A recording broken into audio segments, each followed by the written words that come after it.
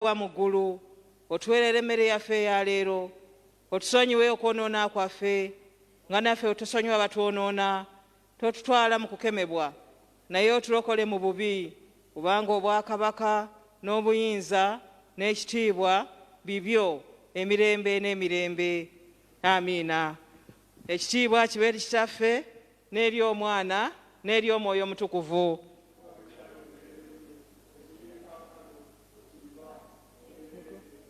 Amiina. Mutendereze Mukama. Kale katutendereze Mukama ne Zabbuli eyo ey'E95 ng'abayimbi batukulembera.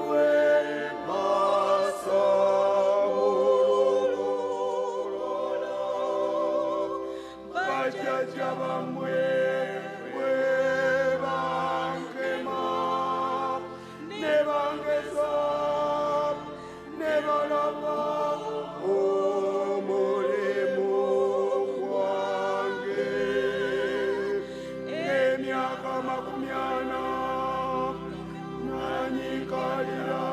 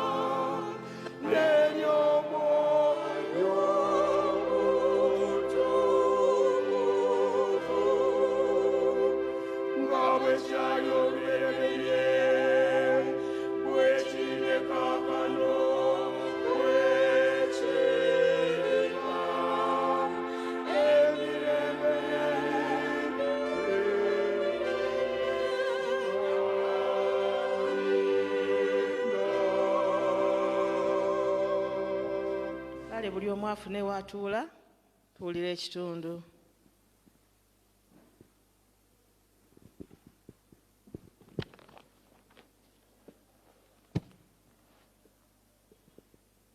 Ekitundu kyaffe ekya leero kivudde mu nnabbi Isaaya essuula 35 nga tutandika n'olunyiriri olwokusatu. Nnabbi Isaaya essuula ya 35 okutandika n'olunyiriri olwokusatu. Munyweze emikono eminafu, mukakase n'amaviivi agajugumira, mugambe abo abalina omutima omuti nti mubeere n'amaanyi, temutya, laba Katonda wammwe alijja n'okuwalana eggwanga, n'empeera ya Katonda alijja n'abalokola. Awo amaaso g'omuzibe w'amaaso ne galyoka gazibuka, n'amatu g'omuggavu w'amatu galigguka. Awo awenyera n'alyoka abuuka ng'ennangaazi, n'olulimi lw'akasiru luluyimba, kubanga amazzi galitiriikira mu lukoola n'emigga mu ddungu, n'omusenyu ogumasamasa gulifuuka ekidiba, n'ettaka ekkalangufu nzizi z'amazzi. Mu kifo eky'ebibe mwe byagalamiranga muliba omuddo n'essaalu n'ebitoogo, era eribaayo oluguudo n'ekkubo, era liyitibwa nti kkubo lya butukuvu. Abatali balongoofu tebaliriyitamu, naye liriba ly'abali abatambuze. Weewaawo abasirusiru tebaliriwabiramu. Teribaayo mpologoma, so tekulirinnyako nsolo yonna ey'amaddu, tezirirabikayo, naye abatunulibwa be balitambuliramu. N'abo Mukama abaagulibwa balikomawo, n'abo abagulibwa Mukama balikomawo, ne bajja e Sayuuni ne bayimba, n'essanyu eritaggwaawo liribeera ku mitwe gyabwe. Balifuna essanyu n'okujaguza n'okunakuwala n'okusinda kiriddukira ddala. Ekitundu kyaffe kikomyawo.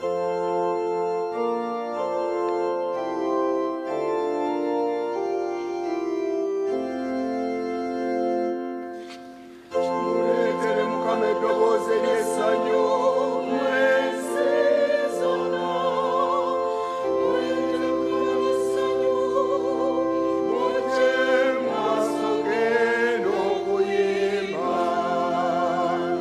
Mumanye nga Mukama ye Katonda, oyo eyatutonda, naffe tuli balonde, tuli bantu be.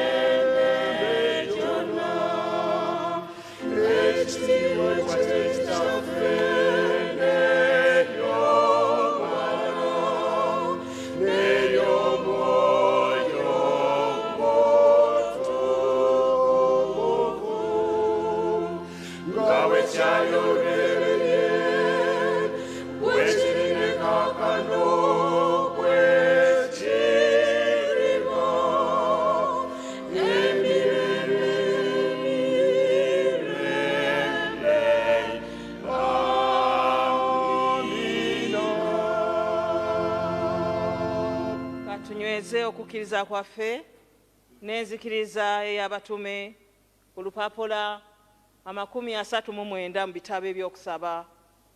nzikiriza Katonda Kitaffe ayinza byonna, omutonzi w'eggulu n'ensi, ne Yesu Kristo omwana w'omu yekka Mukama waffe, eyazaalibwa omuwala atamanyi musajja Maliyamu, eyali olubuto olw'Omwoyo Omutukuvu, n'abonyaamozebwa ku mirembe gya Pontiyo Piraato, n'akomererwa ku musaalaba, n'afa, n'aziikibwa,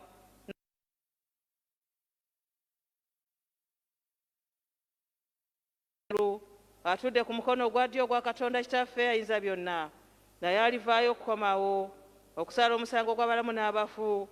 Nzikiriza Omwoyo Omutukuvu n'ekkanisa entukuvu ey'abantu bonna eri bonna wonna, n'okusa ekimu okw'abatukuvu, n'okusonyibwa ebibi, n'okuzuukira kw'abafu, n'obulamu obutaggwaawo. Amiina. Mukama abeere nammwe. Nka tusabe. Ayi Mukama otuddiremu, ayi Mukama otuddiremu, ayi Mukama otusaasire, ayi Mukama lokola abafuzi baffe, yambaza abaweereza abo obutuukirivu, ayi Mukama lokola abantu bo, ayi Mukama otuwe emirembe mu nnaku zaffe,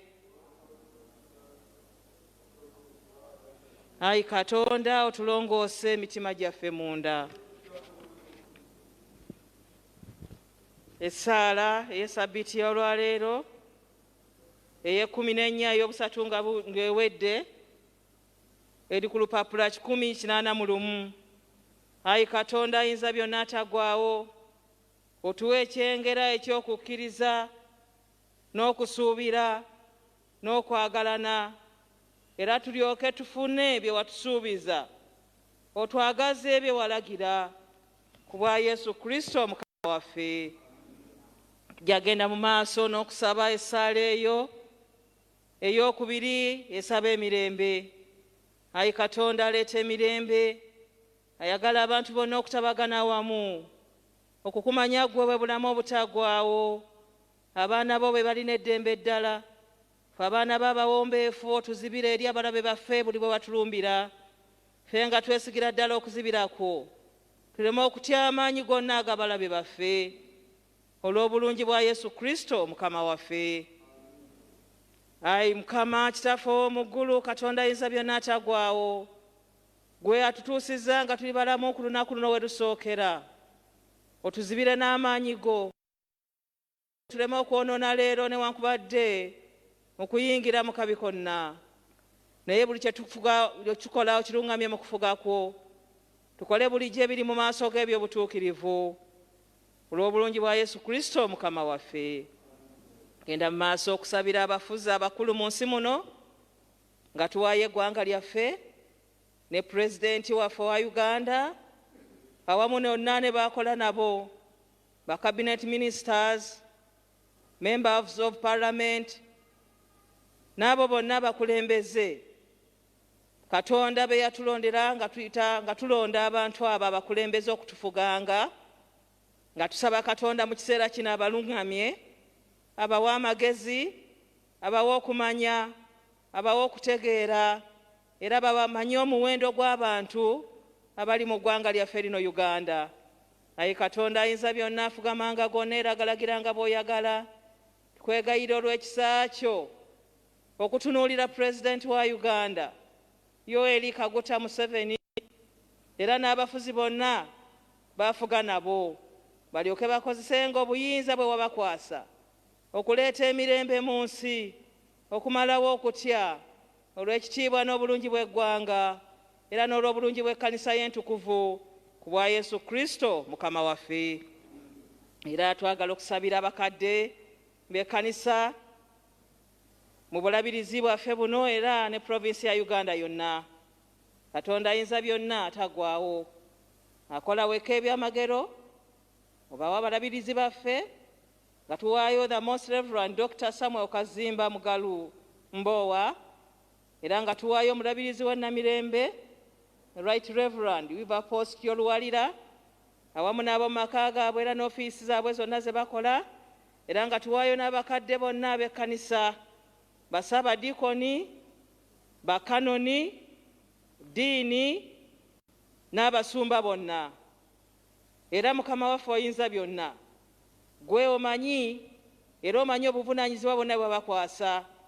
Ababuulizi nabo nga tetubeerabidde, bannaffe abalabirizi ne basabalabirizi abaawummula ne bakanoni abaawummula.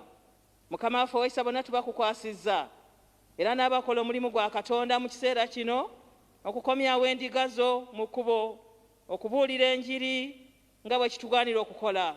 Katonda waffe ow'ekisa ekingi, bayigiriza omwoyo ow'ekisa aleeta obulamu.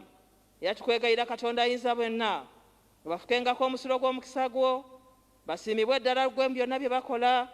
Otuwe ebyo Ayi Mukama olw'ekitiibwa ky'omuwolereza era omutabaganya waffe Yesu Kristo. Amiina. Twagala era okwongera okusabira bannaffe abantu bonna ab'engeri zonna, okusingira ddala mu ggwanga lyaffe lino Uganda. Ayi Katonda omutonzi era omukuumi w'abantu bonna, tusabira n'obuwombeefu abantu bonna abali mu nsi zonna, era n'okusinga eggwanga lyaffe lino Uganda, obamanyisa amakubo go, amawanga gonna gategeera obulokozi bwo. Era tusabira nate ekkanisa ey'abantu bonna era ebuna wonna ebeere bulungi. Ogiruŋŋamye, ogifuge bw'otyo n'omwoyo gwo omutukuvu.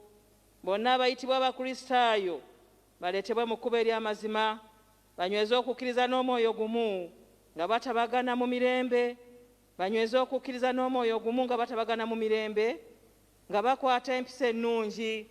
Era tusabira olw'obulungi bwo abo bonna abali mu nnaku ne mu kubonaabona mu bigambo eby'omubiri n'eby'omwoyo. Kkiriza okubasanyusa n'okubawonya ng'okunakuwala kwabwe bwe kuli, obawe okugumunkiriza mu kubonaabona kwabwe, n'oluvannyuma okulokoka n'essanyu mu bibi byonna. Ebyo byonna tubisabye olw'obulungi bwa Yesu Kristo Mukama waffe. Twagala okwongera okuwaayo Katonda waffe emirimu gyaffe era n'amaka gaffe, abaana baffe abaami era n'abakyala mu kiseera kino nga tukoowola gwe Katonda ayinza byonna alabirira era agabirira. Tunuulira Ayi Mukama waffe amaka gaffe era n'abaana baffe Mukama mu kiseera kino kye tulimu Katonda waffe, kubanga gwe byonna obimanyi. Twagala tubayimuse nga tubateeka mu mikono gyo. Otunuulira amaka gaffe, oyongere okutuwa amaanyi era n'essuubi. Oyongere Taata okutubikako obusubi bwo. Oyongere Mukama okutubudaabuda. Oyongere Mukama okuteekako ekisa kyo n'okwagalako. Nga bangi tebalina kyakulya, bangi tebalina mirimu, bangi abaana baffe bali waka nga tebasoma. Naye Mukama waffe byonna tubiteeka mu mikono gyo. Era Katonda waffe ng'omuyimbi bwe yagamba nti n'ateekanga ku Yesu omwana gw'endiga ebibi byange byonna ebitayinzika. Gwe Mukama gweka gw'osobola okwetikka omugugu gwaffe mu kiseera kino kye tuyitamu. Era Mukama waffe ayinza byonna nga tuwaayo abantu bonna mu ggwanga lyaffe lino Uganda, tuwaayo abalwadde abali mu malwaliro n'abali mu maka gaabwe, tuwaayo abayita mu kiseera eky'okulongoosebwa, tuwaayo bannaffe abagudde ku bubenje, tuwaayo bannaffe abanyagiddwako ebyabwe, tuwaayo bannaffe abaweddemu essuubi naye gw'oli ssuubi lyaffe, tuwaayo bannaffe bangi abayita mu kiseera eky'okukaaba. Gwe Katonda waffe beera nabo, obasibe ekimyu eky'okukkiriza, kubanga gwe Katonda ayinza byonna. Tuwaayo bannaffe Mukama Katonda ayinza byonna ekiseera kino, eggwanga nga limukaaba amaziga olw'embeera eri mu ggwanga, olw'embeera etunakuwaza, olw'embeera bannaffe nga battibwa olw'ebijambiya, bannaffe nga battiddwa batemeddwa, nga tetumanyi nsonga. Naye gwe Mukama tukukoowola gwe oyinza byonna, oyingire mu nsonga yaffe. Era nga tuwaayo ne bannaffe ab'e Masaka, ate ne kaakati ne wano nawe Nansana bituuse, naye gwe Mukama tunaddukirawa. Katonda waffe gwe kiddukiro kyaffe eri abakooye, eri abaweddemu essuubi, ate nga twetaaga emirembe Mukama, kubanga gwe Katonda waffe wetugamba nti emirembe mbalekera. Singa mmwe bwe mwagala, naye gwe Taata waffe nga bw'oyagala. Kale Mukama otubeere, otugyemu emitima emibi, otugyemu ebirowoozo ebibi, naye Taata otusembeze ku mmenza yo. Oyogere naffe Mukama, otusaasire kubanga tuli boonoonya abasibiddwa ebibi. Naye gwe abeera abanaku otusaasire Mukama, nga tuyimusa eggwanga lyaffe, okole eby'amaanyi n'ebyamagero. Era tuyimusa bannaffe bangi abasibiddwa mu kkomera ery'oku nsi kuno ate ne mu kkomera ery'ebibi. Katonda waffe bayimuse, teekeko ekisa kyo n'okwagala kwo. Tutambulire mu kkubo nga tukoberera gwe Katonda ayinza byonna. Yogera naffe Ayi Mukama, beera naffe Ayi Mukama, otuwulire Ayi Mukama, otuwa okwetaaga kwaffe n'okuyaayaana kwaffe nga bwe kuli. Tetulema kuwaayo mirimu gyaffe Mukama egy'abaddu bo n'abazaana bo abakola emirimu wano mu Uganda n'abalala nga bakolera bweru. Mukama waffe gw'oba otunuulira emirimu gy'abaddu bo n'abazaana bo, oyongere okufukirira era n'okugaziya ensalo zaabwe Mukama, kubanga ffe tugamba nti wootoli tetulina kye tusobola kukola. Naye gwe Mukama bw'obeera naffe n'emirimu gyaffe tugikukwasizza, pulaani z'abaddu bo n'abazaana bo tugikukwasizza, abantu bonna tubakukwasizza, mikwano gyaffe tubakukwasizza, abali mu kubundabunda tubakukwasizza, abatalina kyakulya tubakukwasizza. Obateekeko ekisa kyo n'okwagala kwo, owulire okusaba kwaffe Mukama n'okwegayira kwaffe, nga totuleka mu buli mbeera yonna. Oyogere naffe, obeere naffe, otusanyuse, otwagaze by'oyagala. Tusabye n'okwebaza n'okukkiriza nga tuyita mu gwe Yesu Kristo Mukama waffe. Kale katweyagalize ekisa kya Mukama waffe Yesu Kristo n'okwagala kwa Katonda, okusa ekimu okw'Omwoyo Omutukuvu bibeere naffe ffenna era n'abooluganda bonna emirembe egitaggwaawo. Amiina. Njagala kubaaniiza nate mu linnya lya Mukama waffe Yesu Kristo. Mukama waffe yeebazibwe era nga twebaza Mukama nate atuyingizizza mu mwezi guno ogwa Septemba. Mukama yeebazibwe. Twagala okwaniriza mukadde waffe omusumba obusumba buno Rev.Emmanuel Lutaaya. Mukama yeebazibwe nnyo taata, era twebaza Katonda byonna byakuyisaamu n'olw'obuweereza bwonna. Njagala okubaaniriza mwenna abatwegaseeko ku mukutu guno, abali era n'abali wano. Njagala okwaniriza 10 o'clock choir. Mukama waffe yeebazibwe. Abali mu byuma namwe tubaaniriza. Munnaffe Mwami Andrew Sechewa atubudaabude era tukulembera mu byonna ebya kwaya. Taata tusanyusa okukulaba. Njagala okwaniriza n'abakristaayo abamu be tuli nabo wano era ne Deuta TV nga bulijjo. Tubaaniriza nnyo mu Mukama waffe Yesu Kristo. Twagala okwebaza Katonda olwa byonna bye muyitamu, mulimu okufiirwa, mulimu okulwaza n'ebirala byonna nga bwe mumanyi. Ate tetulema kwebaza Katonda kubanga tutaddeko ekisa kye n'okwagala kwe. Abamu ekyamazima atusanyusizza, tumwebaza kubanga yatugamba nti tumwebaze nga bwebaza mu buli mbeera yonna. Kale abooluganda abali eyo twongera okubasaasira, abalina abalwadde, abayise mu kiseera ekyokulongoosebwa, era nga twongera okusabira taata ow'abannaffe ba Juliet ne Peter Segawa ng'ayita mu kulongoosebwa. N'olwekyo twongere okumusabira Katonda ayongere okukola ebyekisa. Era ne bannaffe bangi abali eyo abalwadde twongere okubasabira, era n'abafiiriddwa Mukama ayongere okubagumya. Waliwo obubaka ekirango kino, omusumba, omubuulizi era n'abakubiriza ab'enju y'omugenzi Ssentongo Dick batuuse okusiima kwabwe eri omusumba, omubuulizi, omukubiriza owa mission era n'omumyuka w'omukubiriza, era n'eri ebibiina byonna eby'ekkanisa era wamu n'abakristaayo mu Katwe Matters Church olw'okubabeererawo mu kiseera kye yalwalizaamu era ne mu kiseera ekyokufiirwa omwagalwa waabwe Omwami Ssentongo Derrick. Kale nno batuusa okwebaza kwabwe n'essaala zaabwe era n'obuyambi, essaala zammwe era n'obuyambi, nga kino bakiddira ddala okuviira ddala mu kulwala era okutuuka munnaffe lwe yeebaka. Kale nno yeebazizza ye mukyala Prose Ssentongo era n'ab'enju ye. Twagala okwaniriza yonna gye muli bakama baffe owa mission, omukubiriza n'abakubiriza bonna ababeezi era ne kanso yonna eya kkanisa. Nammwe abakristaayo tubabaza, tubaaniriza nnyo mu linnya lya Mukama waffe abali okumpi n'ewala. Kale Katonda ow'ekisa yongere okubagabirira era n'okubawa ekisa. Njagala twanirize mukanda waffe omusumba nga yagenda okutuliisa obubaka bw'enki eno, tumwaniriza. Kale katuyimuke tuyimbe oluyimba.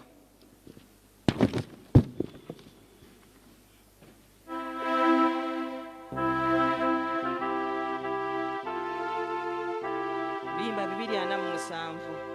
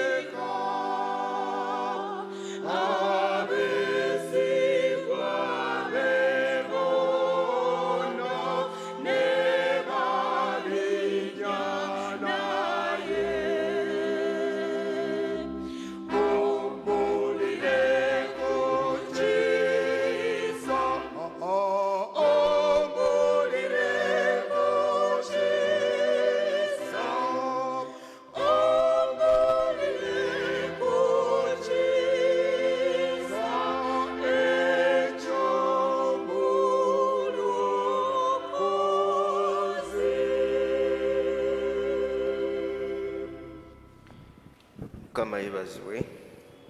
Haleluya. Kale katwegayire taata w'ekitiibwa tukwebaza kubanga otuwadde omukisa ogubeera mu yeekaalu yeno olunaku lwaleero nga tusinziira wano ku Delta TV okutuuka eri bonna mu mayumba gaabwe ate era n'ebweru w'eggwanga lino.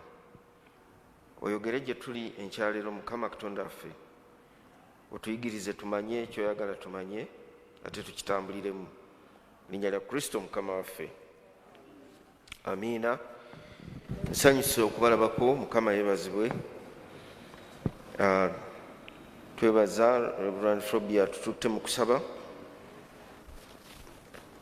ate n'abayimbi Mukama yeebazibwe abasobozesezza. Nyabo gwoyogeddeko ku nsonga y'okulongoosebwa nanyumizaako naye taata wa mwami Ssegawa bamaze omukolako era nga agenda amanya embeera yonna nga bweri. Kyokka ne mukulu Basembera ono alina mukadde we agenda okulongoosebwa ekirwadde kya kansa. Kale no twegayira Mukama waffe amuteekeko omukono gwe ogw'amalabeddera. Kye tugenda okugoberera kyekyo ekyasomeddwa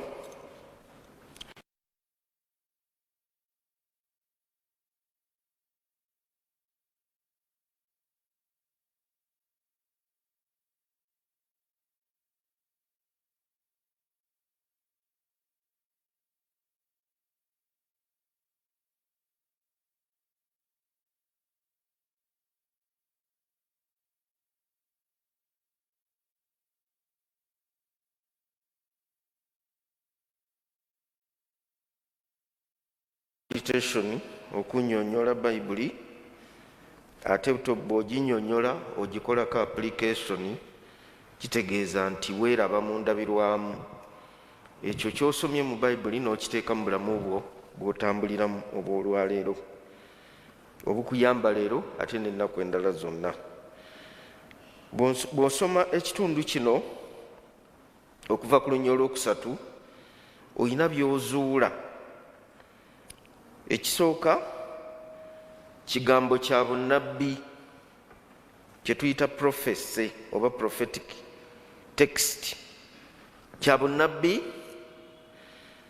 kubanga kirimu ebigambo ebyekusifu bye tusobola okukozesa ne tubirabira ddala. Ekigambo kino kijja nga ssuubi. Essuubi eryo Katonda lyalyawa era lyawa yekka. N'ekyokusatu era ekyo nja kukyetooloolezaako nnyo ebirowoozo byaffe, kwe kufaayo kwa Katonda eri abantu abo oba ekika ky'abantu eggwanga ly'Abayudaaya ate abataalowooza oba abatasobola kutegeera nti Katonda abalinako ensonga. Katonda bw'akubaako ensonga akunoonya okutuusa ensonga eyo lwagiggusa. Kya muwendo munene nti naffe olunaku lwaleero mu nsi yaffe ate mu kanisa na buli kinoomu mu Uganda ne mu Africa okutwaliramu oba ne mu nsi yonna, Katonda atulinako ensonga. Tukimanyi bulungi okuggyako omwana omuto gwe tubadde tutannaba kuyigiriza kino nti mu society y'Abayudaaya, Jewish tradition, mwalimu okuboola abantu abaalina ekyo bo kye baalaba nga kyali tekituuse mu bulamu bw'omuntu. Gamba okwavuwala, omwavu, the poor. Omwavu eggwanga ly'Abayudaaya lyamutunuuliranga nti okwavuwala kiva ku bibi. Okubeera nga alina kye tuyita physical oba mental impairment, ku bwongo bwe nga kuliko ekitatuuse bulungi, ng'oyo naye aboolebwa. Era omuntu ng'alina ku mubiri gwe ekitatuuse, gamba mulema, tayogera, tawulira oba talaba, omuntu oyo ng'era aboolebwa nga bamuboola. Ate abalala ababoolebwanga mbawa oba mbajjukiza be bakazi, abaana ate n'abantu abalina endwadde ng'ebigenge, abo nga nabo baboolebwa. Batwalibwanga n'ekigambo ekikozesebwa babayita ba outcasts, ababoole. Nabadde neetegereza ekyawandiikibwa kino nga ndaba nti Katonda afaayo. Mu Zabbuli ezimu ze tubadde tusoma ennaku zino mwe muli ezo ezoogera nti weebaze Mukama kubanga okusaasira kwe kubeerera emirembe gyonna. God's mercy endures forever. okusaasira kwa katonda kubeerera. Katonda bw'aba asaasira waliwo kye tuyita daikotome, tayawula nti bano bagagga oba bano bali baavu, bonna abasaasira. Era okusaasira kwa katonda n'okufaayo kwe kwendabira mu kitundu kino Isaaya 35 nkirabiramu nga ndaba nga Katonda akozesa ebigambo eri abantu abaali batambula obulungi, abaali bawulira obulungi, abaali basobola okubeera nga bali mu bulamu. Katugambe nga bwe kuba kutambula nga si balema, bwe kuba kuwulira nga si bakiggala, era nga si baggavu b'amatu oba bazibe b'amaaso, era be bayitibwa bakiggala. Abo be balina physical impairment. Katonda omukono gwe n'okusaasira kwe n'ebirowoozo bye biri universal, bitambula nga bigatta abantu bonna okubatwalira wamu kyenkanyi. Njogedde ku kigambo ekyokwavuwala, nenjogera ku kigambo oba oli awo ekyendwadde ezo ez'olukonvuba, abantu nga baali batwalibwa nti abantu abo babi, bajjudde ebibi era boononefu. Kyeneewuunya nti abantu bano kyengamba Abayudaaya, the Jews, baali bayigirizibwa ebyawandiikibwa n'okutambula nga batya Katonda n'amateeka ge okuva mu buto bwabwe. Bw'osoma ebitabo ebyo byonna okuva ku kitabo ekyokuva oba okuva ku lubereberye okuva Abaleevi, kikutegeeza nga mulimu n'ebiragiro ebyali nga babagamba nti abaana bammwe ebigambo bino mubibategeeze era mubibawandiikeko bibe nga babitambuliramu. Nafuna omukisa ogutunuulira era ogubeera ku mukolo omukulu ennyo ogutongoza omwana omulenzi okuva ku myaka 14 okufuuka nga bamulaba nga musajja olwo kati asobola n'okulwanirira ensi ye, eŋŋambe y'Abayudaaya. Era neetegereza nnyo nengoberera buli kimu ekyali kigenda mu maaso, kuba bamusiba enkoba ne bamunyweza okumulaga nti okapye, era oluvannyuma lw'ekiseera n'alyoka atongozebwa, era n'obululu ne buvuga n'ebirabo ne bamutonera. Oyo asobola n'okugenda ku lutalo ku myaka 14. Naye ku myaka giri abaana abo nga baboolebwa. Bw'osoma Makko essula 10, Mukama waffe yakaayana n'abayigirizwa abaali bagoba abakyala nga balina abaana, n'abagamba nti muleke abaana bato bajje gye ndi, temubagaana, kubanga bafaanana ng'abo obwakabaka bwa Katonda bwe bwabwe. Tuli mu society eboola abakazi. Luli nali ku radio na Mirembe FM nenkyogera. Tuli mu society eboola abakazi, eboola abaana, ebatwala nga tebabalowoozamu ka buntu. Era byebyo byetuwulira ebireetedde ne bannaffe abali mu Afghanistan okuddukayo okubuna amawanga, kubanga abakazi nga beebuuza tunaasoma, kubanga mu nsi eyo mulimu obutakkiriza na kuvuga mu motoka, okusoma, balina entambula n'ennyambala gye balina okutambula.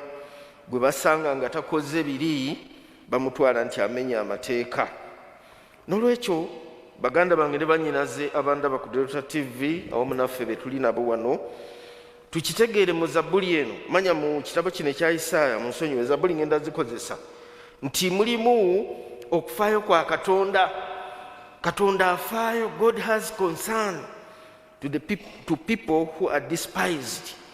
Katonda singa abadde tabayinaako nsonga, nga tabayinaako kigambo, nga tabaaniriza, tabeetaaga, teyali baleese mu ddoboozi lye, ng'ate eddoboozi lino alikozesa ku abo abalina amagulu, abalina amaaso, abalina emikono, abaali bawulira, abaali balaba, abataalina ndwadde. Naye Katonda aleeta kye tuyita figurative language, olulimi olw'ekifaananyi, ng'alukozesa ku bantu abo. Wa gye baali? What was the historical background of this passage? Oba what is it even up to now? Biki ebyaliwo ebyaleetera Katonda okwogera ebigambo bino ng'abiyisa mu Isaaya. Abantu bano baali batwalibwa mu ggwanga eriyitibwa ery'Abakaludaaya, in the land of the Chaldeans, ery'Abakaludaaya, Babuloni. Bw'ona ogenda ku maapu yo, Babuloni kyekitundu ekyo ekiyitibwa Iraq, era n'olwaleero waliyo ebintu bingi. N'abakkiririza mu nzikiriza emu ate beeyawulira ku buntu obutaliimu, nti bano Basunni, nti bano Basiya. Omu bw'ayita wano omulala tayaniriza munne, era beekuba betta olw'ebigambo ebyo n'empalana ennyingi. Kaakati eyo nno mu ggwanga eryo erya Iraq, abaana ba Isirayiri gye baatwalibwa olw'obujeemu, Katonda n'agamba nti oba temunkyanjagala, kale kambaleke abalala bemutwala nti be banaabayamba, banaabakolako omulimu. Ekitegeeza nti Mukama n'aggyawo emikono gye egiwambaatira egitaasa, bano ne beerebwa to strip, ne beerebwa bonna ne batwalibwa mu ggwanga liri. Naye olw'ekisa kya Katonda, abasajja bano n'abakazi nga bali eyo, Katonda tujjukira nti yabatwaliramu n'omusumba. Omusumba gwe bayita Ezekyeri. Bw'osoma ekitabo ky'Ezekyero, yali muvubuka nga muto. Yeremiya yali agenze ng'akula, era yabalabula nnyo. Bw'osoma mu Yeremiya essula 7, n'abagamba bannange waliwo enneeyisa gye mweyisa ejja kubaleetera obuzibu, naye ne batawulira, ne balyoka batwalibwa mu buwaŋŋanguse e Babuloni. Waayita ekiseera n'emyaka mingi nga bali eyo. Bw'osoma Isaaya essula 4, Isaaya 4, ngenda kukozesa ebyawandiikibwa bino bikulu nnyo kubanga biri mu lujegere. Biri mu lujegere nti kaakati ndi mu Isaaya, naye mumpulidde nga njogera ku Ezekyero, mumpulidde nga njogera ku bitabo ebirala ebiri mu byawandiikibwa, ne Zabbuli ngenda zikoonako. Mu Isaaya 4, Isaiah chapter 44, bw'osoma olunyiriri olwa 28, lugamba bwe luti nti ayogera ku Kuulo nti musumba wange, era alituukiriza bye njagala byonna. N'oyogera ku Yerusaalemi nti kirizimbibwa, era agamba yeekaalu nti omusingi gwo guliteekebwawo, kubanga omusingi gwa yeekaalu gwali gumenyeddwa olw'okulumba kw'Abakaludaaya, gwamenyebwa ne gukubibwa. Kaakati Katonda ayita abantu bano bwe baamukaabirira nga bali mu busibe, Mukama n'alyoka abayimusiza omusumba. Omusumba ayitibwa Kuulo oba Cyrus, kabaka w'e Buperusi, kabaka w'eggwanga eddala.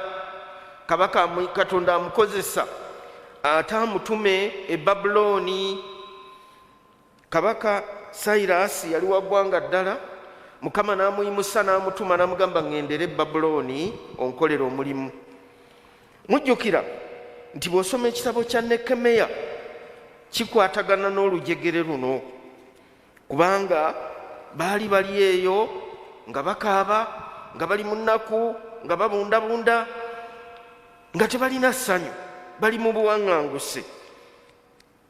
Kabaka w'e Buperusi, omusajja omunnaggwanga, Professor Tudor Griffith bw'aba ayigiriza ku bigambo bino, yagamba bw'ati nti God can use a sinful person for his purpose. Haleluya. Kati Katonda asobola n'okukozesa omuntu gw'otosuubira, omwonoonyi, ate ayinza okuba ng'aliko ne ku mubiri gwe nga kuliko ekitatuuse bulungi, ng'abalala bagamba ono y'alina okukikola. God can use a despised person for his purpose. Omuntu anyoomebwa nga naye Mukama gw'alonze okutuukiriza ekigendererwa kye. Kale n'oyinza okuba nga gwandaba era mpuliriza, ng'olunaku lumu oba olulala wali onyoomeddwako, baali bakutunuulidde nga tosobola era togasa, naye ng'ate Katonda gwakuyinako ensonga nti asobola okukukozesa. Katonda bw'atyo bw'ayita Kuulo omunnaggwanga, he was not a Jew, n'amukozesa okugenda era n'alumba eggwanga lya Babulooni, eggwanga eryo n'alyoka alikuba n'aggulira abaali mu busibe ne balyoka bafuluma. Njagala kubajjukiza kubanga leero olunaku lulala nali mbyogeddeko, naye olw'okubanga lunaku lulala kambajjukize bye nayogera. Mu Zabbuli 21 abantu bano nga bali mu busibe bayogera ebigambo ebyo ebiri mu Zabbuli 21. Tinayimusa amaaso gange eri ensozi, okubeerawo kwange kulivaawa, nga bakimanyi nti e Babulooni tebayinza kusinzizaayo Katonda.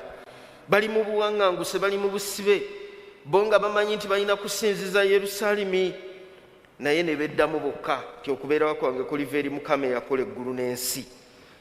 Era baba batudde awantu, abasajja ab'e Babulooni ne bajja ne babasekerera. Ebyafaayo bino bannange bituyamba okumanya concern n'okufaayo kwa Katonda. Zabbuli 137 olunyiriri olwokuna njagala tulusome nga tugoberera bulungi. Zabbuli 137 olunyiriri olwokuna lugamba bwe luti, lugamba nti ne bajja ne babagamba, abange mutuyimbireko oluyimba, mutuyimbire ennyimba z'ewammwe. Kale katuluve ku lunyiriri olusooka nti okumpi n'emigga egy'e Babulooni twatuulaawo wansi, weewaawo ne tukaaba amaziga, era bwe twajjukiranga Sayuuni, Sayuuni ye Yerusaalemi, baatuulaawo mu miti egya wakati mu kyo, ne tuwanikanga n'ennanga zaffe, kubanga abaatutwala mu busibe baatulagiriranga eyo okuyimba, era n'abaatunyaga baatulagiranga okuseka. Ndoza mulaba embeera gye baalimu, babalagira museke, muyimbe, nti mutuyimbireko ku nnyimba za Sayuuni. Olwokuna ne baddamu bwe bati, tunaayimba tutya oluyimba lwa Mukama nga tuli mu nsi etali yaffe? Mukama yeebazibwe. Nabagamba nti ebigambo bino birina obuyungiro. Zabbuli 137 babalagidde okuyimba, era eyo tugitwala nga Zabbuli ya buwaŋŋanguse.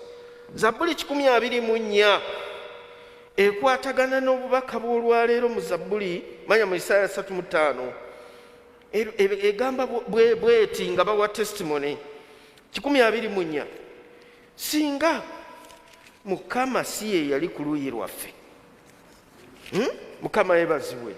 Zabbuli 24 simanyi oba mungoberera era nga muli wamu nange.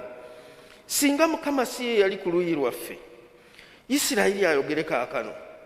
Singa Mukama si ye yali ku luuyi lwaffe, abantu bwe baatugolokokerako banditumize nga tukyali balamu. Obusungu bwabwe bwe bwatubuubuukirako, amazzi ganditutwalidde ddala.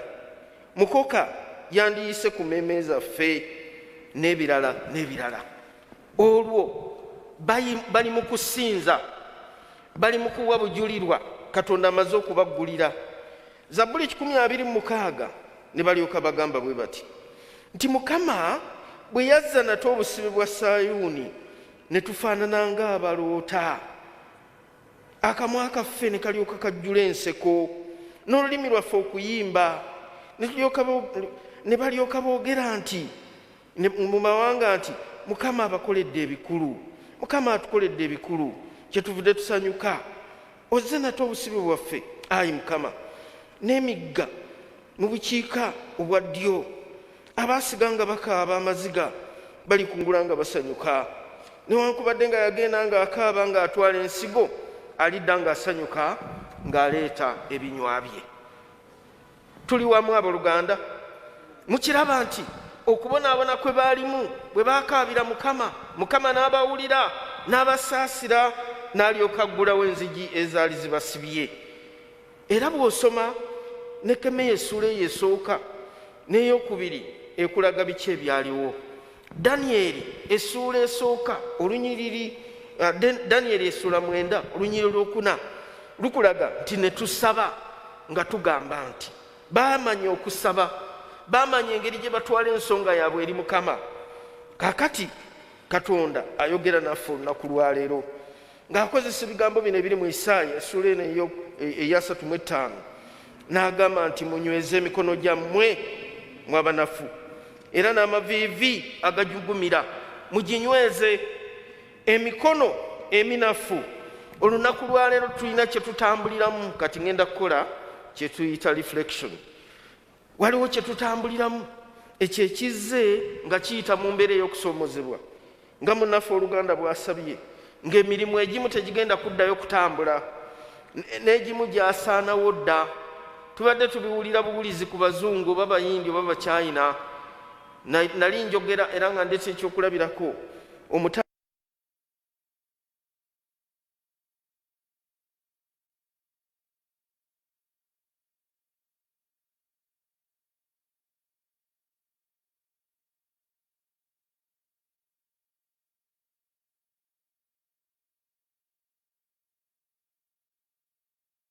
oba kampuni emaze okwetegeka obulungi kiki ekigiremye. Balengedde ne bamanya nti kaakati gye tulaga waliyo omuziziko. Fe abamu ekyo tetwakyetegekera ng'emirimu gyammwe emikono gyammwe oba emirimu gyammwe gye mwandibadde mukola ne mwandibadde mujja kati ogenda n'otambula n'olaba. Era mbadde nveeka okujja wano nina ekigambo ekinzijidde nti ffe we twakulira nga tukula bwe tuti twamanya okukozesa emikono gyaffe. Kakati abavubuka batambula na jambiya bafune bye baagala. Tubadde tubiwulira Masaka, kakati biri wano mu Kampala. Temwabirabye ku mawulire gajjo abantu nga tebakyayagala kumenyeka, tebakyayagala kutuuyana. Omuntu luli abadde alima nga bannaffe ab'ekigezi asobola okulima obummonde oba obutungulu n'atikka fuso ze nnya n'azireeta mu kibuga n'atunda. Bwe kityo bwe kibadde bannaffe eri Busoga balima ennyo kasooli n'aleeta n'atikka. Era bw'otuuka mu kisenyi w'okakasiza nti omulimu guno waliwo bannannyiniga abaagwekwata, kubanga ebyuma ebisinga obungi ogenda okuwulira olulimi olwogera oba olwogerwa oba olwogerebwa ng'omanya noga bano omulimu baagufuna batya bwe bati, kubanga bantu babadde bakola n'emikono gyabwe. Kale no tuteekwa okunyweza emikono egijugumira. Okusoomozebwa kwa COVID-19 kuleme okutufuukira ekyambika n'okulaba nga sitaani atuyingiza mu mize nga bannayuganda. Emikono gy'abantu bangi gijugumira. Abamu gijugumidde olw'obulwadde naye ate abalala gijugumidde olw'okubanga tebaagadde kukola.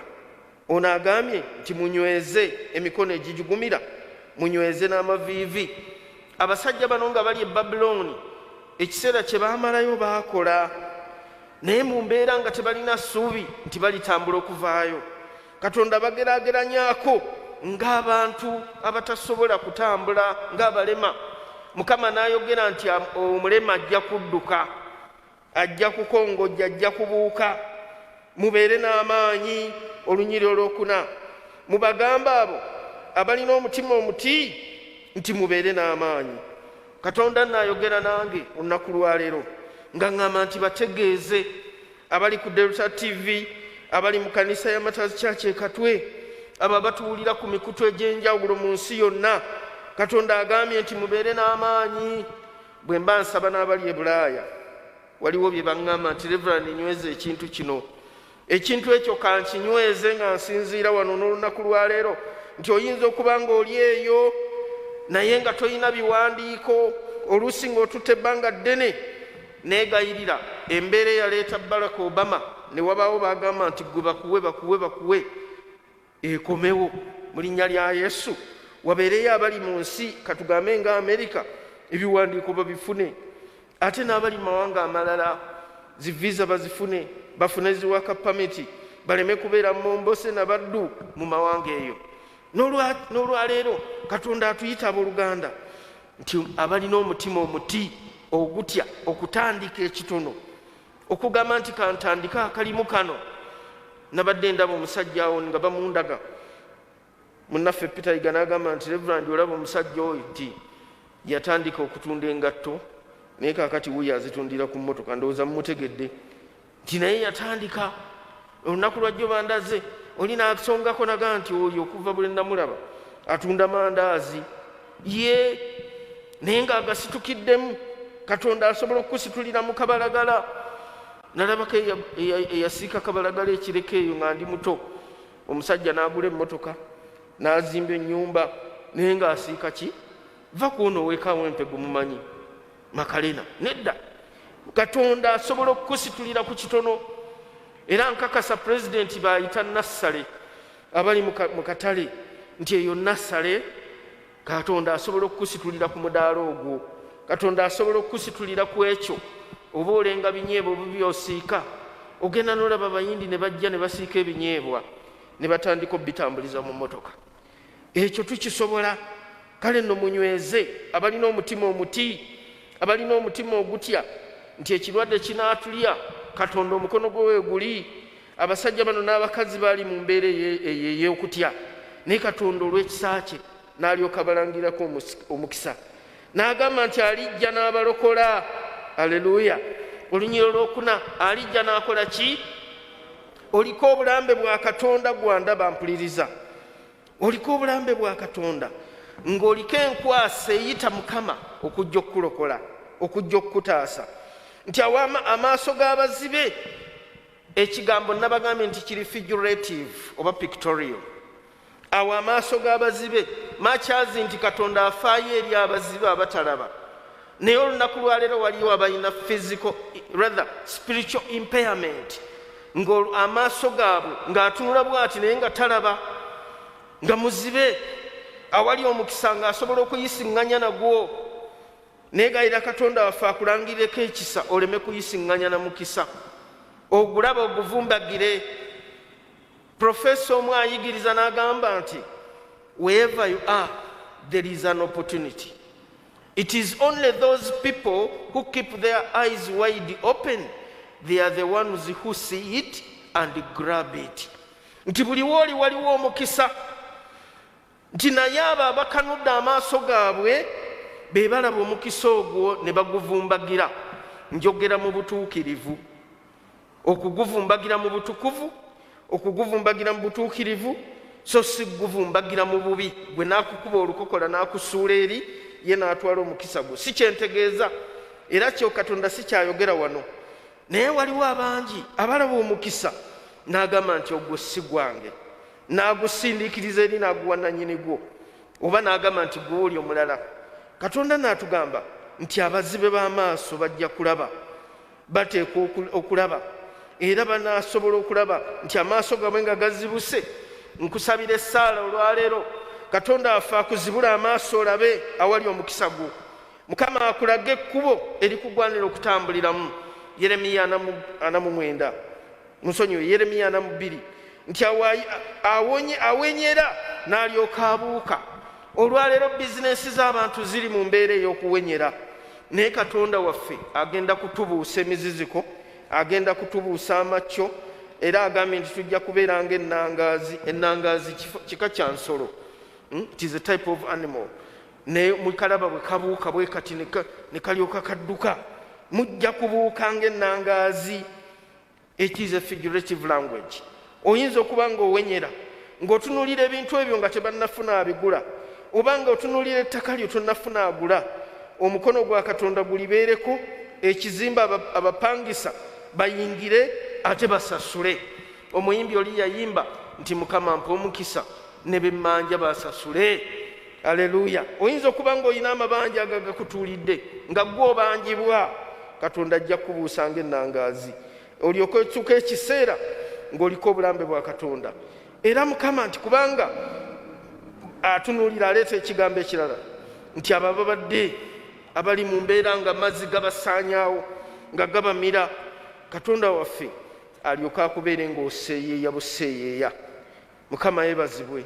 Ebigambo bino byankozeko omulimu era ne mbitwala ne ngamba nti ngenda okubitegeeza abangi, naye Katonda wange bikola amakulu mu bulamu bwange, era nti ne mulyoka mufuna oluyimba olujja.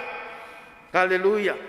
Nga Kasiru, omuntu atayogera mu bigambo ebyedda, mu lulimi olwedda bamuyitanga Kasiru, naye gwe atayogera, the person who is dumb, Katonda agenda kuyimbya oluyimba. Oyinza okubanga olina omuntu nga Katonda akutadde mu mbeera esisinkana omuntu oyo, naye ng'otya okufulumya ekigambo. Mukama akuteekemu ebigambo ebinaawoomera oyo abiwulira, akuyimbya oluyimba, kubanga amazzi gakikulukutako. Mazzi kyago, amazzi ag'omukisa. Katonda waffe nga tagenda kukuleka kuwotoka. Mukama yeebazibwe. Ebigambo bino mubitwala abooluganda, mubikkiririzeemu, ate mubifuule byammwe ebyo lwe bijja okukola amakulu, kubanga waliwo ababikkiriza era ne bikola enjawulo mu bulamu bwabwe. Nti embeera gy'otunuulira ng'olukalu, ng'eddungu, kubanga omuntu bw'obeera mu mbeera ng'olusi toyina, weetaaga za bujjanjabi, abaana kusoma, za kusasulira misolo, oba kino oba kiri, obanga ali mu desert, bw'otuuka mu ddungu lw'otegeera kye bayita ddungu. Naye kaakati ekifaananyi ky'eddungu kye tuyinza okufuna, bannaffe abo bali mu bitundu ng'eyo Nakasongola.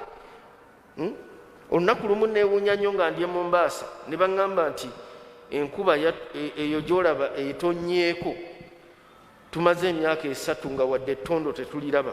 Emyaka 3 bw'okiwulira weewuunya. Kaakati twala ekifaananyi ekyo nga tumaze emyaka 3, nti n'ettaka erikaze eryo tuliraba ku TV, tuliraba ne batulaga ettaka bwe likaze, abadde kasooli nga tekyali, abadde ebirime ng'ettaka lyonna lijjudde enjatika. Katonda aleeta ekifaananyi ekyo okukulaga nti obulamu bwo buyinza okuba buyita mu mbeera efaanaganako bw'otyo, ng'olaba ng'ettaka erikaze, naye Mukama agenda kutonnyesa, agenda kufugirira. Ekyo mukikkirize mu linnya lya Yesu, Omwana Katonda omulamu, nti embeera enkalu enkalangufu eriko omukono gwa Katonda. Katonda agenda kukola okwagala kwe. Katonda alyoka aseeteeza ensenyi. Katonda alyoka atambuze abatasobola kutambula, ayogeze abatasobola kwogera. Si bali bokka bannaffe abalina obulemu ku mikono gyabwe oba ku mubiri gwabwe, naye naffe nga byonna obirina, naye ng'obulamu bw'oyitamu ddala oli ddala ng'oli. Waliwo omuntu wali Katonda gwe yandazeewo olunaku lwajjo, naye olwaleero musanzeewo nga ndaba nina kye nsobola okumukolera. Ndowooza mumulabye atudde awo ku mulyango gw'ekkanisa, nga nina kye nsobola okumukolera. Kati omusajja oyo yeetaaga kagaali, era ffe ng'ekkanisa tusobola okugulira omusajja oyo akagaali, ate mbulabawaawe katwe, kuba oyo kye yeetaaga. Bw'atambula kuba yeekulula bwekuluzi wansi. Namulabye ejjo nadde enfuluma bwe nti ng'ali awo bw'atya yeekulula ayambuka, kati yatuteeze ku mulyango gwa kkanisa. Makulu kyagali mu ekyo nti si kumuyitako buyisi, naye tuteekwa okubaako kye tukola ng'abaana ba Katonda. Ate si yekka, nze njogera ku ono ali wano w'empise, naye waliwo n'abali eyo be tuteekwa okukolako omulimu nga Katonda ayita mu ffe okusobola okubatuusaako ebyetaago byabwe. Mukama abakolere ebyekisa abooluganda. Embeera gye mubadde muyitamu nga nkalangufu, embeera gye mubadde muyitamu ng'olinga awenyera, Katonda akudduse, Katonda akutumbiize, Katonda akukoleko omulimu, Katonda akuwa ebyekisa, olyoka osobola okubeera ng'owa obujulirwa. Zabbuli zino muzirabye nga bwe zizze, nti babe batyo bwe baali balowooza, naye Mukama n'akola ebikulu. Ekyawandiikibwa nga bwe mukiwulidde Isaaya 35 kyawandiikibwa kyaffe nnyo enkyaleero. Kale nno Katonda abaggulira enzigi. Mukama nga tugenda okuva mu kusinza ku lunaku lwaleero nti n'abo Mukama abaagulibwa balikomawo. Wateekwa okubaawo okukomawo. Bw'okomawo kiki ky'oteekwa okukola? Oteekwa okuwa obujulirwa. Bano kye baakola bwe baava e Babuloni ne bakomawo, ne balyoka bajja nga bayimba, akamwa kaabwe ne kajjula enseko. Oyinza okuba ng'oluyimba lw'okabye oba lw'oyimbye okumala ekiseera nga lubadde lwa maziga lwa nnaku. Omuyimbi yayimba nti sikyayimba oba sikyakaabaga nnaku, naye kaakati nkwegayirire Mukama akukyusiza oluyimba. Taata ow'ekitiibwa tukwebaza, tukwegayiridde Mukama kabaka w'abakabaka, gwe musumba waffe omulungi awaayo obulamu olw'endiga, tolundira mpeera, otulabye ssebo enkya ya leero ng'aliwo embeera gye tuyitamu, ng'omulabe sitaani atuwaŋŋangusizza, ng'atusudde wala, atusibye mu busibe, ebanja abasibye ku njegere. Naye gwe Mukama Katonda waffe tusinziira wano okukaaba, tusinziira wano okukuyita, n'abo abali ebweru w'eggwanga lino Mukama nga tubasabira, tuyimiridde wamu mu kituli okwegayirira. Abamu balwadde nga maama waffe basembera, nga mulwadde agenda kulongoosebwa. Musisinkane Taata ow'ekitiibwa, omutere w'abasawo banaamukolera omulimu, abateediime embeera yonna Mukama, amakubo geesiba nga bamutambuza okumuleeta.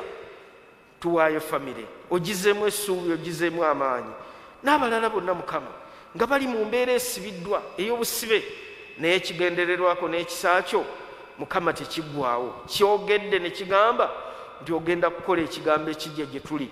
Ababadde mu busibe obakomyewo, abatayogera obwogeze, ababadde batatambula batambuze, abadde batawulira wali ddoboozi lya buwanguzi baliwulire, ababadde batasobola kwevaamu kutuusa kwagala kwabwe gy'oli. Mukama Katonda waffe obaliraanye era obasisinkanye n'abantu abagasa, era oteeka ebigambo eby'amagezi mu kamwa kaabwe. Bizinensi ozitambuze, ezibadde ziwotose ozizzaamu obulamu Mukama Katonda waffe enkya ya leero, era abantu abo bakukkirize nti waliwo Katonda w'amaanyi akola ebipya bulijjo. Ogulumizibwe obw'ekitiibwa n'ettendo mu Yesu Kristo Mukama waffe. Amiina.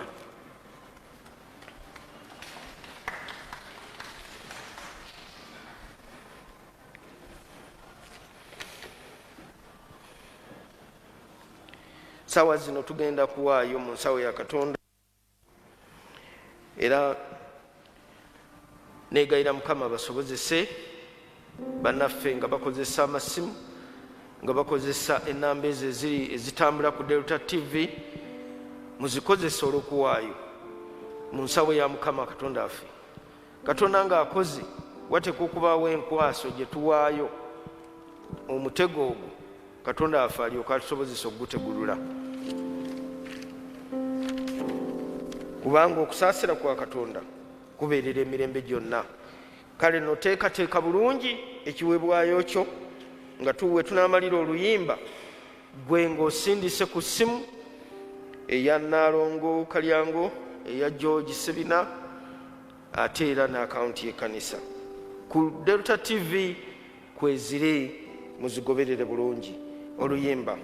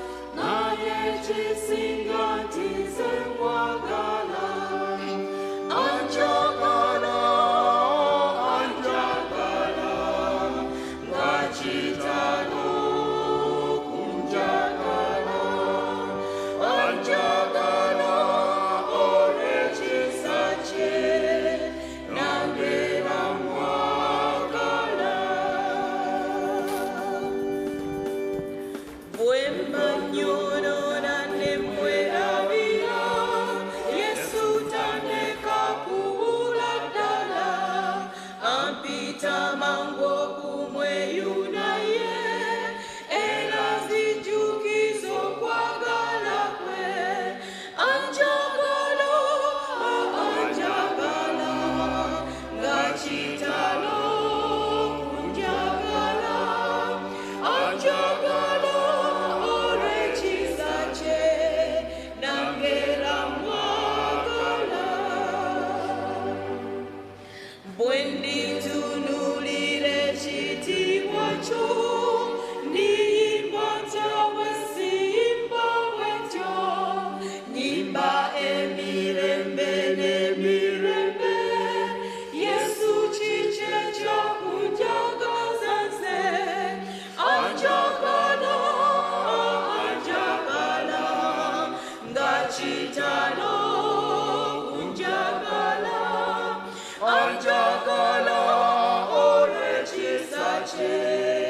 nangera mwagala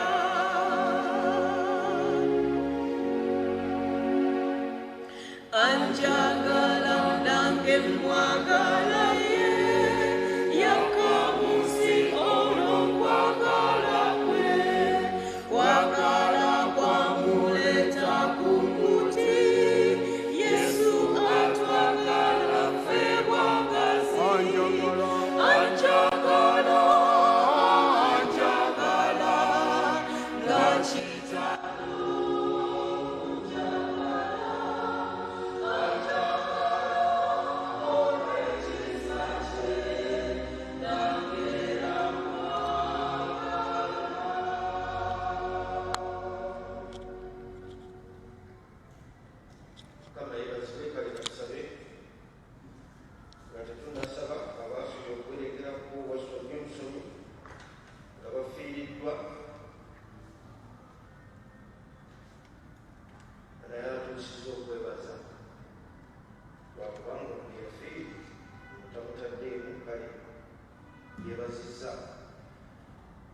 Katonda afuwe ekisa kwebaza mu biro ebyokufuna n'okugaggawala okukubiriza bwotyo okutuuzibwa ebirowoozo ebyebaza mu mbeera eno Mukama Katonda ffe mutugaanire okwekwasa nti tetulina kubanga akungulira mu kyeya mwana w'amagezi taata kituba twongera okwegayirira otusobozese taata okutegeera okuvunaanyizibwa kwaffe nga tufunye kyetulya kyetwambala n'ekyokukozesa ate tujja okukola omulimu gwo kale netuwaayo abaffe bangi abamu nga tebataba kukitegeera era abamu nga tebakikozeeko kyokka ate netubasa mukono gyo basobozesa okukikuriza ate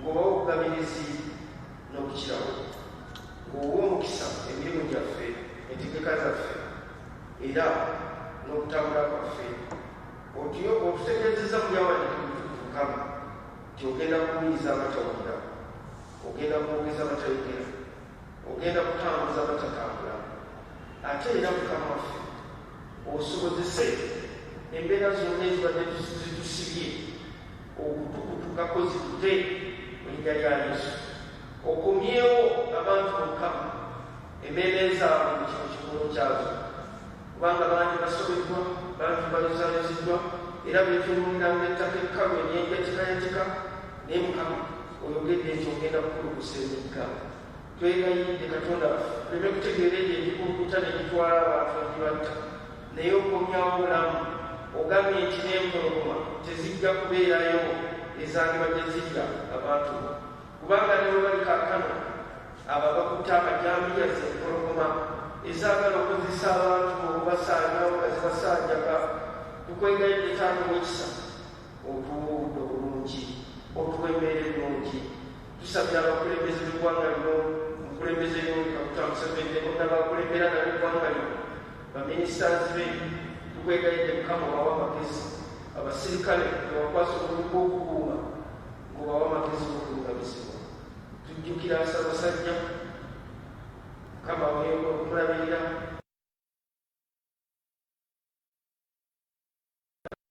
weyongere okubawa amagezi g'okubakuuma tuwaayo obukulembeze bwaffe Katonda waffe otuwa okulungamizibwa otuwe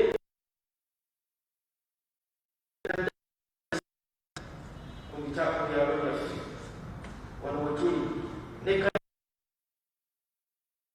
bataata ne bamaama n'abaana bayimirize bateeka okuyingirira era Mukama oleete ekisa mu bulamu bwaffe Mukama Katonda waffe otukomezewo essanyu n'essuubi n'okujaguza nga waliwo embeera gye tuyiseemu ng'abaana tebasoma Katonda waffe ogambye nti abo baafubanga batwala nsigo balina abasajja kubanga baliteekebwa Mukama wange tuli mu sizoni yakuleeta binywa tuli mu sizoni yakujaguza tuli mu sizoni yakubuuka tuli mu sizoni yakutula